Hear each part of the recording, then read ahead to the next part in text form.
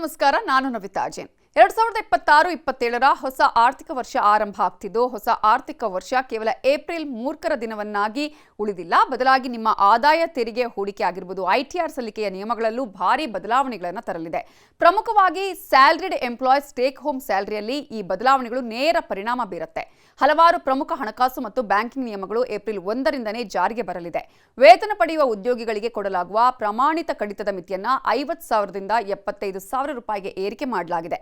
ಇದರಿಂದ ತೆರಿಗೆದಾರರ ಕೈಯಲ್ಲಿ ಹೆಚ್ಚಿನ ಹಣ ಉಳಿಯುತ್ತೆ.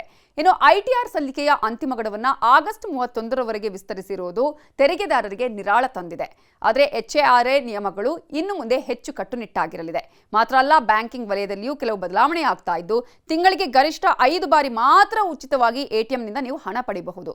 ನಿಗದಿತ ಮಿತಿಗಿಂತ ಹೆಚ್ಚಿನ ಬಾರಿ ಹಣ ಡ್ರಾ ಮಾಡಿದರೆ ಪ್ರತಿ ವಹಿವಾಟಿಗೆ 23 ರೂಪಾಯಿ ಹೆಚ್ಚುವರಿ ಶುಲ್ಕ ಪಾವತಿಸಬೇಕಾಗತ್ತೆ.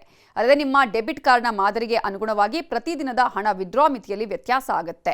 ಆನ್ಲೈನ್ ವಹಿವಾಟುಗಳನ್ನು ಹೆಚ್ಚು ಭದ್ರಪಡಿಸಲು 2 ಫ್ಯಾಕ್ಟರ್ ಅಥೆಂಟಿಕೇಶನ್ ಕಡ್ಡಾಯ ಮಾಡಲಾಗುತ್ತೆ. ಸಣ್ಣ ಮೊತ್ತದ ಪಾವತಿಗಳಿಗೂ ಇನ್ನು ಮುಂದೆ OTP ಅಥವಾ ಬಯೋಮೆಟ್ರಿಕ್ ದೃಢೀಕರಣ ಅನಿವಾರ್ಯವಾಗಲಿದೆ.